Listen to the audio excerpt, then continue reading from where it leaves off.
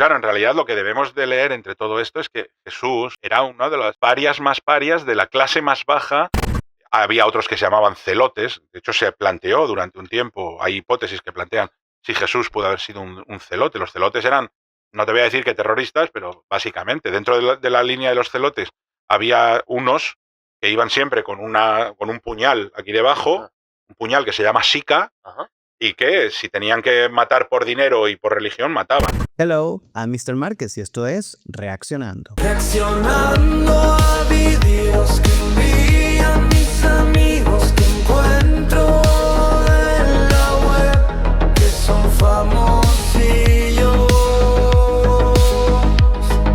Hoy vamos a reaccionar a una segunda parte de Tito Vivas hablando en el podcast The White Project acerca de la vida de Jesús. En primer lugar, antes de comenzar, quisiera responder a algunos comentarios que me han dejado en mi último video. De hecho, muchas gracias porque gracias al éxito que ha tenido el video, me han podido dar muchos feedback. En primer lugar, me han dicho que yo no soy ningún experto, solo estoy hablando de mi opinión o desde mi pensamiento sesgado, lo cual es cierto. Y también me han dicho que, bueno, yo no soy un experto, yo no he estudiado una carrera en filosofía, arqueología, historia, etc. Y debo decir que también es cierto.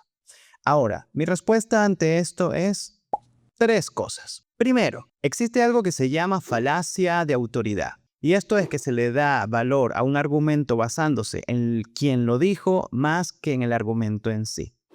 Entonces, que yo no sea un experto en un área no quiere decir que no pueda investigar y no pueda hacer un veredicto de acuerdo a lo que consigo. Segundo, es cierto que yo tengo un sesgo producto de mi creencia. Sin embargo, ¿saben algo? Todos tenemos un sesgo basado en nuestras creencias. Todos, ateos, agnósticos, creyentes. Y hay algo que se llama caja de resonancia. Y esto es que solo quieres escuchar la opinión que suena como a ti te agrada. Por ello, un ejercicio que yo hago es que escucho personas que piensan totalmente diferente a mí y valido sus ideas con las mías. Y lo que eso me ayuda es que muchas veces veo que cosas que yo creo realmente no son correctas o no son exactas o me ayuda a profundizar más en lo que yo creo. Y tercero, ¿tú sabes quién tampoco tiene un doctorado en arqueología? Bueno, sin más dilatación, espero te guste el video, va a ser un poquito largo, pero comenzamos. En esta primera parte, Tito Vivas va a decir 3 cosas. 1, que Jesús no nació en Belén, sino nació en Nazaret. Segundo, que Lucas mintió en un censo que supuestamente hubo. Y tercero, que el pesebre se ha traducido de una mala manera. Vamos a verlo. Primero, se nos dicen que nace en Belén, Sí.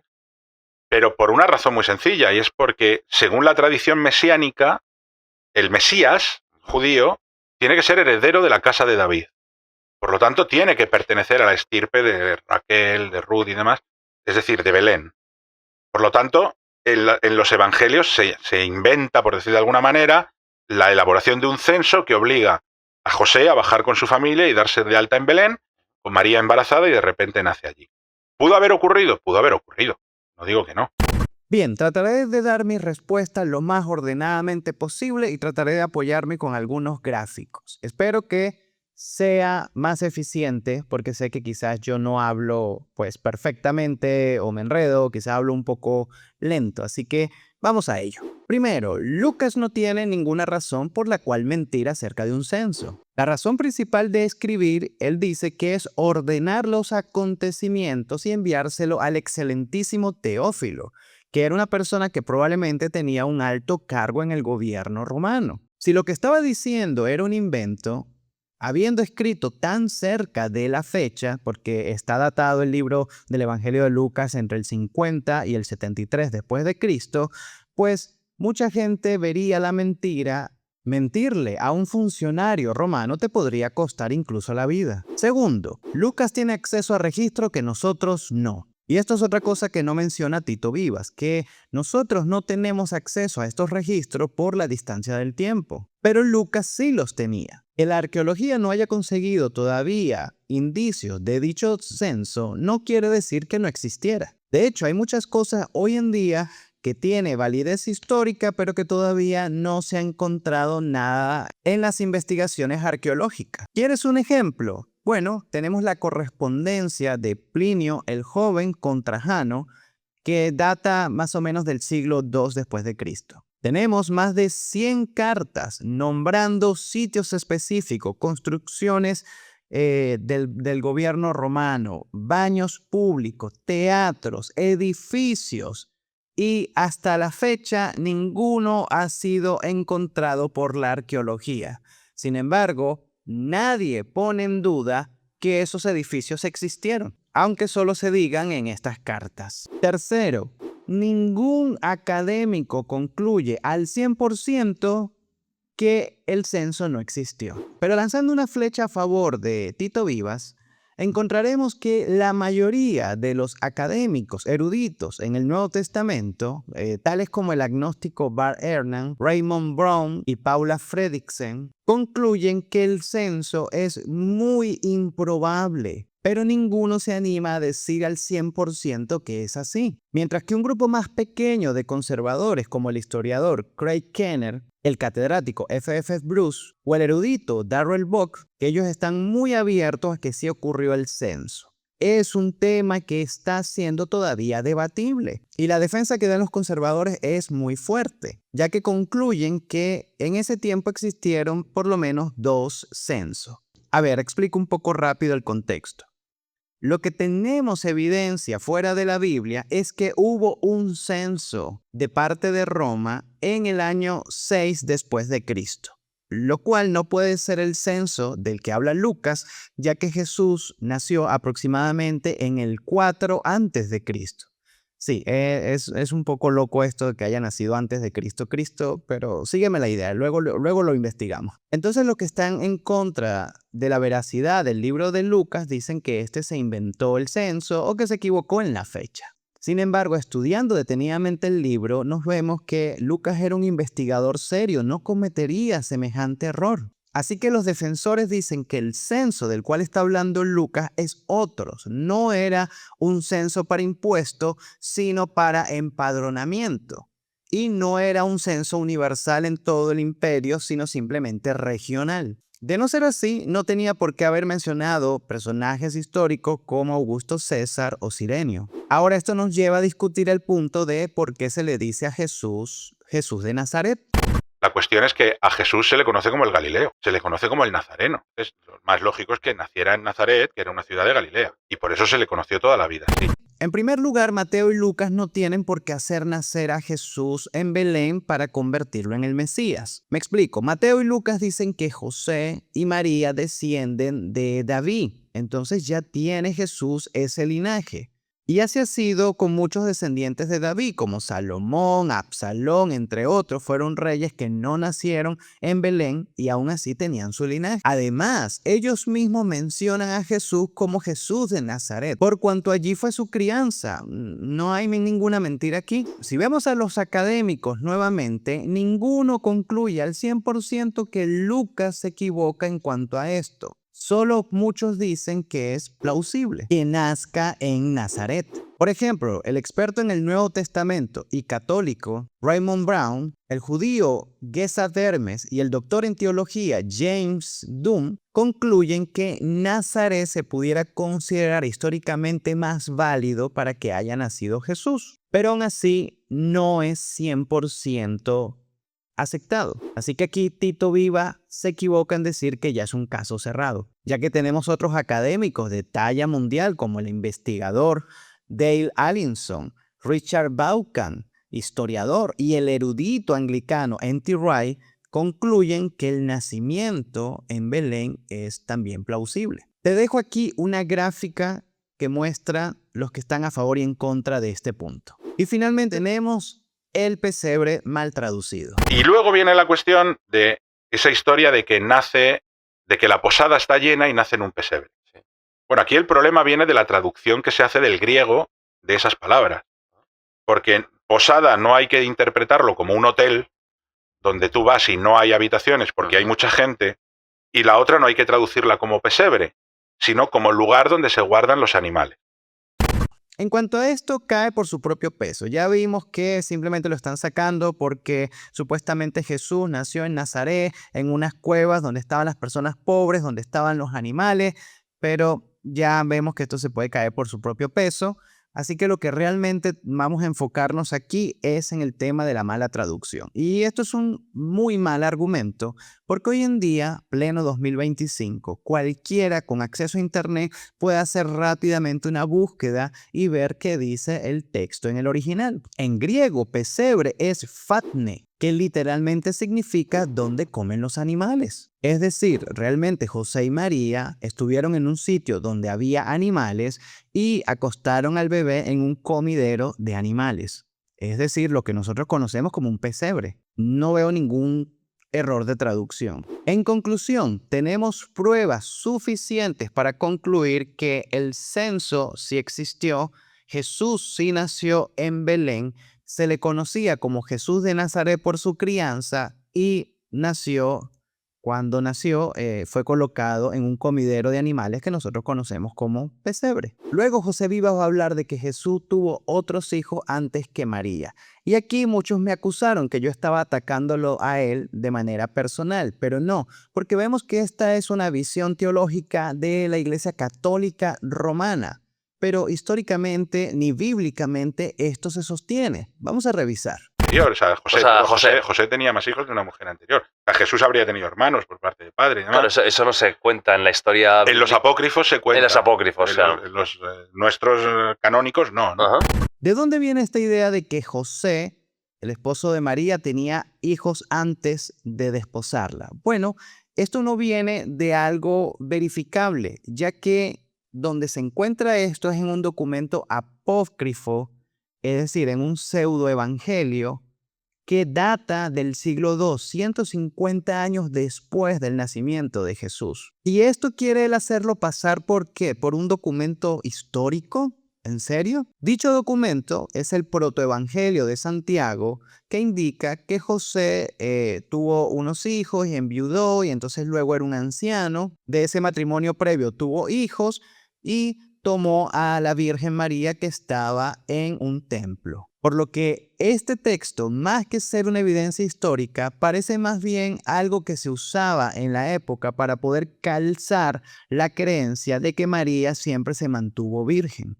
Y esos versículos que hablan de los hermanos de Jesús en realidad serían hermanastros. Conclusión, esto no tiene ninguna validez histórica. Luego Tito Vivas nos va a hablar de que el nombre de María ni siquiera es un nombre, es un título inventado para poder extender la mitología de Jesús. Veamos. Para empezar, no sabemos ni cómo se llama su madre. Lo de María es de los evangelios, no hay evidencia. Pero ¿sabes qué ocurre con María? Ocurre lo mismo que con el nombre de Moisés. María es un nombre que viene del hebreo Miriam, pero resulta que en el egipcio antiguo, Mary o Merit, es el verbo amar. O sea, cuando tú dices Meridimen, estás hablando de la amada del dios Amón. Con lo cual, ahí tienes un apócope que es Merim, que probablemente se está refiriendo a la amada del dios. Claro, es muy curioso que en la tradición luego hebrea elijan un apócope de la amada del dios para nombrar a la madre del que supuestamente es el hijo de Dios.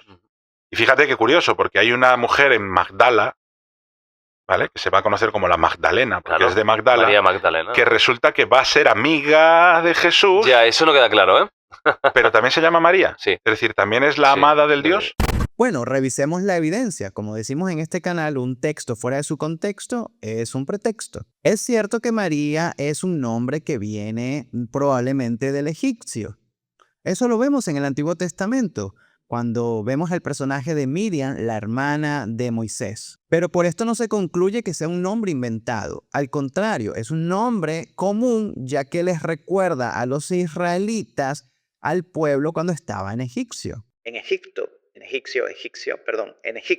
Pero vamos a revisar ahora sí hallazgos arqueológicos que nos muestran que en realidad María o Miriam era un nombre muy común del siglo I. Y no solo lo tenían las mujeres que rodeaban a Jesús. Tenemos hallazgos arqueológicos como los osarios, que son cofres de piedra blanca en donde se depositaban uno o varios cuerpos de una familia. En muchos se colocaban los nombres de las personas y un nombre femenino que se repetía mucho es María y sus variantes en el griego, lo que nos indica que no es un título honorífico, sino que era un nombre real, muy común. Luego dice que María significaba la amada de Dios. Y si bien es cierto que en el hebreo, en la raíz, pudiera significar Miriam, la exaltada o la amada, también es cierto que podría significar por su raíz aflicción, amargura. Y más bien, esta definición cuadra más con la historia del Éxodo porque estaban en amargura siendo esclavos por 400 años en Egipto. Y finalmente con esto vemos que son muchas licencias que se toma Tito Vivas, pero no da ninguna prueba verídica. Para empezar, María, en el griego koiné, que fue que se escribió el Nuevo Testamento, tiene varias variantes. María, madre de Jesús, por ejemplo, María Magdalena, María de Betania y María de Roma tenían otra variante. María, madre de Marcos, otra más. Y, de nuevo, en el griego no significaba nada, sino era una traducción directa del hebreo y la raíz, que era merín, en realidad, volvemos a lo mismo, puede significar también amargura. Conclusión, la realidad es que Tito Vivas parece que explica algo más de una interpretación privada que desde la historiosidad. 4. Jesús el niño superdotado. Luego los evangelios nos hablan de que Jesús es un niño superdotado de alguna manera, ¿no? Ya nos lo venden como, pues eso, como un Clark Kent de pequeñito, ¿no? Que Sí, ya de pequeño sí, le sí. cuesta controlar sus poderes, ¿no? Y que en el templo sorprende a los sabios y demás. Pero probablemente eso es una preparación del profeta o del Mesías, ¿no? Porque ellos lo van a vender o contar como el Mesías. O sea, yo creo que probablemente la vida de Jesús es, no te voy a decir una invención, pero sí una nebulosa tremenda. Fuentes, Comic Sans, tamaño 11. Ahora sí, en serio. Esto que está diciendo no tiene ninguna validez ni ningún documento histórico real que pueda sostenerlo. Si bien existe el Evangelio según Tomás, que es un protoevangelio, un evangelio apócrifo, que narra hechos de la vida, de la infancia de Jesús, este claramente está descartado como histórico al ser un documento tardío. Se escribió aproximadamente 400 a 500 años después del nacimiento de Jesús. Luego de esto nos va a decir que Jesús era un paria, era un marginado y por eso quería hacer una revolución política junto con Juan el Bautista.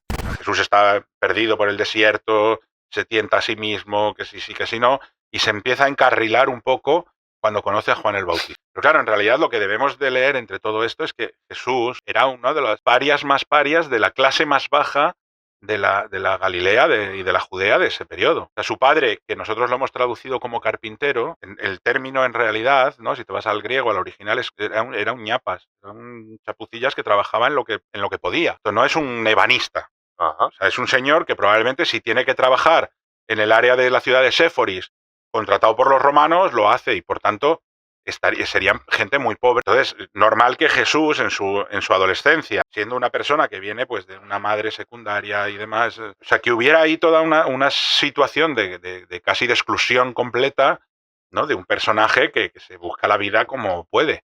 Y de hecho se junta hasta con maleantes, ¿no? Se ha planteado si pudo haber pasado por la comunidad de los esenios, en Qumran o no, o si era el Bautista el que había otros que se llamaban celotes. De hecho, se planteó durante un tiempo, hay hipótesis que plantean si Jesús pudo haber sido un celote. Los celotes eran, no te voy a decir que terroristas, pero básicamente, dentro de la línea de los celotes había unos que iban siempre con un puñal aquí debajo, un puñal que se llama sica, y que si tenían que matar por dinero y por religión, mataban. Voy a pasar, pero bueno, Jesús está como tocando todos los palos a ver con qué pandilla encaja, hasta que conoce a este Bautista, que el tío va por libre. Y en este punto me disculpo, pero voy a tener que usar la Biblia, porque evidentemente este señor, con todo respeto, no se ha leído los evangelios. Lucas 2:52, y Jesús seguía creciendo en sabiduría y estatura y gozaba del favor de Dios y de los hombres. Mateo 13:55, ¿no es este el hijo del carpintero? ¿No se llama su madre María y sus hermanos Jacobo, José, Simón y Judas? Aquí la palabra, por cierto, carpintero, realmente significa ebanista, carpintero, obrero que trabaja la piedra o la madera, no significa vagabundo. Juan 1, 29, 30. El siguiente día Juan el Bautista a Jesús que venía a él y le dijo: he aquí el Cordero de Dios que quita el pecado del mundo. Este es aquel de quien yo le dije: después de mí viene un varón, el cual antes de mí, porque era primero que yo. Conclusión real. Estas declaraciones de Jesús y de Juan que da Tito Vivas viene de nuevo de reinterpretaciones modernas, pero no tiene ninguna validez ni histórica ni bíblica. Finalmente, habla de que Juan era un alborotador. Porque Juan existió también. Sí, Juan y al igual que Jesús, es una figura que probablemente existe, que es gente que es rebelde, o sea, que lo que van son los antisistema del momento. Claro. Lo que tenemos es a un rey judío, que es Herodes, pero en esa época existe el segundo templo y desde allí hay un Sanedrín, se llama, una comunidad de sabios judíos, que son los que dicen cómo hay que llevar a cabo la religión. Y entonces hay una serie de gente que se opone a esas formas, por eso te digo que son un poco los antisistema y que hacen la guerra por su cuenta. ¿Vale? Juan el Bautista, lo llaman así, porque en contra de lo que dice el templo, porque los sacerdotes del templo dicen que tú tienes que ir al templo a purificar. Claro.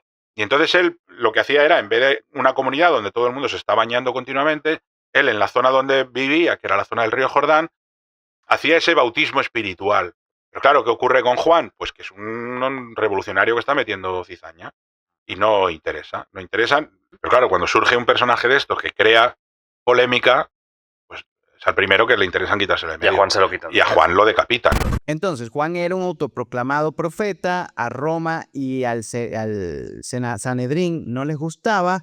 Juan por eso es decapitado, porque podría ser un revolucionario. Él iba en contra de bañarse en los baños públicos. Báñense en el río porque ahí hay un lavado espiritual. De nuevo, no tenemos ninguna evidencia, no nos muestra ninguna, simplemente son conjeturas a las cuales él llega por, criterio personal. Y el problema de esto es que la Biblia, como comenté en mi primer video, ha sido revisitada, reevaluada por una visión más modernista que quieren sacar todo lo místico, todo el mito de la Biblia para solamente escarbar y sacar supuestamente la historia. Son nuevos revisionistas. Y si bien es cierto que hubieron muchos que se levantaron y fueron así, ni Jesús ni Juan el Bautista fueron uno de ellos. No hay evidencia. De hecho, revisemos un historiador que es mucho más cercano a estos hechos, que no era cristiano, el judío Flavio Josefo. Miren lo que él decía acerca de Juan el Bautista. Algunos judíos creyeron que el ejército de Herodes había perecido por la ira de Dios, sufriendo el digno castigo por haber muerto a Juan, llamado el Bautista. Herodes lo hizo matar, a pesar de ser un hombre justo que predicaba la práctica de la virtud, incitando a vivir con justicia mutua y con piedad hacia Dios, para así poder recibir el bautismo. Para nada vemos un revolucionario que quiere acabar con Roma. Finalmente, me quedo con esto. Y claro, lo que dice Juan es, a ver, esto no consiste en que tú te bañes y te quites la mierda del cuerpo. Esto es purificar el alma. Entonces, con que tú purifiques tu alma una vez, ¿vale? Que esa es la simbología del bautismo, para identificarte con Dios, con eso vale. Y entonces él lo que hacía era, en vez de una comunidad donde todo el mundo se está bañando continuamente, él en la zona donde vivía, que era la zona del río Jordán, hacía ese bautismo espiritual. Esto es totalmente cierto, Tito Vivas. Juan el Bautista estaba buscando personas para que genuinamente se quitaran la caca, el pecado, y se limpiaran para recibir al reino de Dios que estaba próximo. Y él fue por toda la región contigua al Jordán predicando el bautismo del arrepentimiento para perdón de pecados, como está escrito en el libro de las palabras del profeta Isaías, que dice: voz de que clama en el desierto, preparad el camino del Señor, enderezad su senda. Todo valle se rellenará y se bajará todo monte y collado. Los caminos torcidos serán enderezados y los caminos ásperos allanados. Y verá toda carne la salvación de Dios. Y esa voz que clama en el desierto era Juan, y ese reino de Dios era Jesús. Bien, hasta aquí mi análisis final. Gracias por ver el video hasta aquí.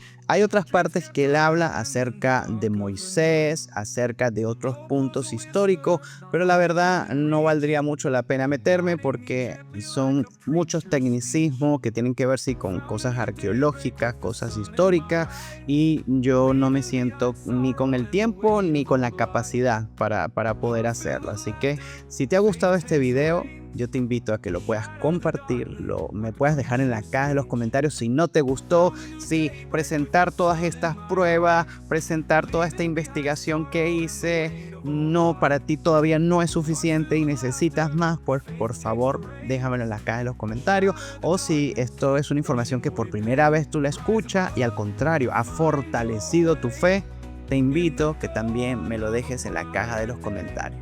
Mientras tanto, yo me despido por acá. Recuerda, este pequeño canal es simplemente un pequeño oasis para descansar por este mundo lleno de tanta amargura, tanta dificultad, mientras todos estamos caminando hacia la ciudad celestial.